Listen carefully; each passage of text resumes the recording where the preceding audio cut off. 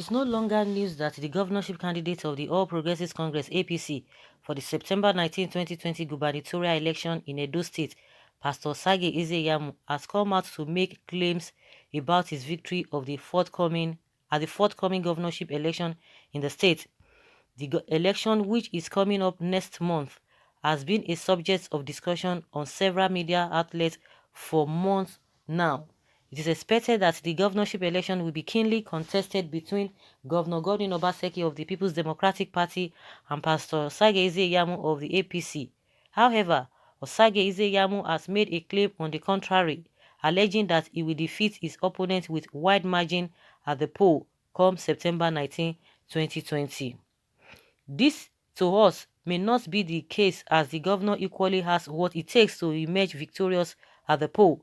Despite Osage Izeyamu's boost of victory, he could be facing heavy defeat come September 19, 2020. The reason for this is not far-fetched. It is important to note that an outcome of an election cannot be determined by the crowd at campaign grounds.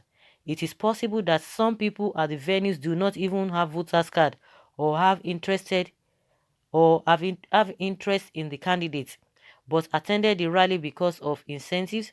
Also, the support of OSHIOMOLE, which Izeyamu is enjoying at the moment, can as well play out against him. This is because those who do not like the former national chairman of the All Progressives Congress may find it difficult to support his candidate. On the other hand, Governor Baseki, as the incumbent, could have a wider network coverage of the state and also the machinery needed to protect his vote. With this, it is rather too early for Pastor Sage Izeyamu to boast about victory, as no one can say for sure what the outcome of the election will be. It is possible the Governor Obaseki has what it takes to give him a heavy defeat, but decided not to brag. Therefore, instead of boasting, Izeyamu should rather concentrate on his campaigns instead of boasting here and there that he's going to defeat. No, I don't think, in my opinion, I don't think Pastor Sage Izeyamu is saying the wrong thing. You know, if you have noticed all these politicians, they are so optimistic. They will never be pessimistic, no matter what. Even in the face of failure, they will tell you everything is all right. They are just to maybe to, because you know, when they are talking in that regard, they will still be threatening their opponents, because even if the opponents knows that they are they are not going to win, but the kind of confidence they will be giving you yourself, you'll be thinking, am I sure I'm going to win or not? So I just think that the two of them are very, very strong. Two of them are very, very strong. Obaseki, what is going to help Obaseki to a very large extent as an incumbent, but it's not a yardstick. And secondly, based on what he has said he has done and what people are testifying that he has done, a lot of people will say, oh, let him tell us what he wants to do. They say he does not need to tell anybody what he needs to do. What he has done, it should be what he needs to be telling people. And of course, we have been hearing some monarchs, we've been hearing some people coming out to say, oh, this man has done it, this man has done that.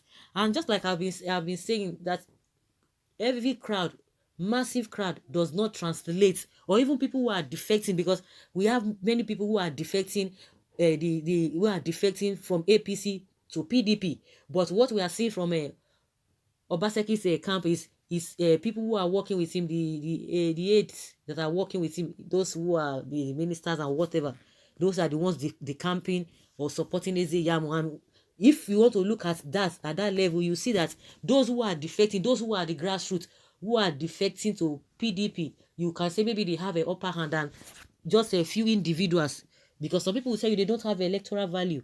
Those ones are even appointees that are even resigning. So no one can say, oh, this is where the victory is going to swing to. So nobody need to be happy now or rejoicing or be boasting, whether Obaseki or Izeyamu. So, but one thing about politicians is that is one thing I love them for. I like them for, not I love them. You know, I just, you know, it baffles me. I can't say I really love them, because this people, you can't even love them because they can change, their chameleons.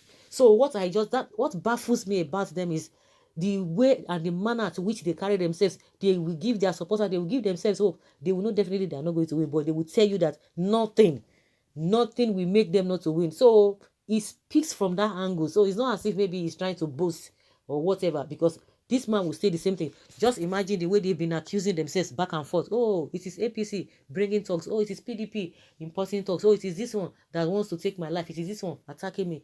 So if you are saying this one is doing this, then who is not innocent? Because this one will just come with one story that, oh, you know what, we don't know anything. Oh, they are destroying our billboards. We don't know. We are just looking at them. We don't want to say anything. You know, they will be pretending just to get a sympathy of the masses. The other party too will begin to say the same thing. You will just be confused then. Who is now right? Who is wrong?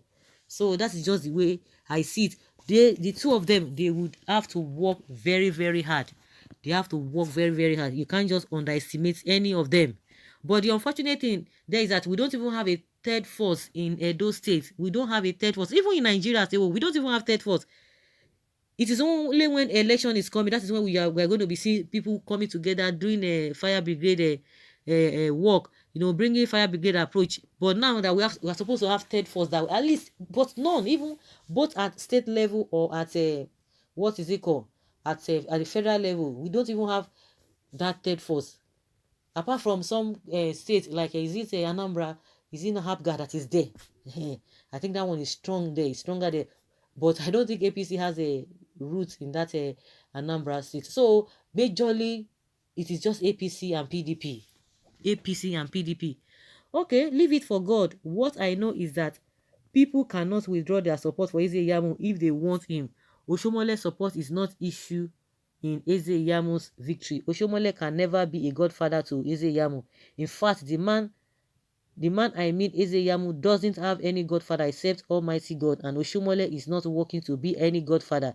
He just wants to correct his mistakes for all his campaign against Eze Yamu in 2016. Obaseki doesn't have any point in talking about godfather all the time. Okay? Someone says, go and sit down. Osho is working for his pockets. Which mistake are you saying that Oshomole is trying to correct? Where pride goes before a fall, Alhaji Eze Yamu has missed the road already. He will be beaten mercilessly. Together with his Agberu godfather, Oshomole. Okay. Obaseki has already defeated Alhaji Eze Yamu. Why Oshomole in the picture? Is he the one contesting election? Of course, because it's making himself to be more visible. That is why people talk about him. And he's been boasting. He's been boasting here and there. You can't say that if Oshomole had never said anything, just keep to himself. But he has been coming out to boast. So definitely people will be mentioning his name. So guys, let us hear your opinion. Leave your comments below and let us know what you think.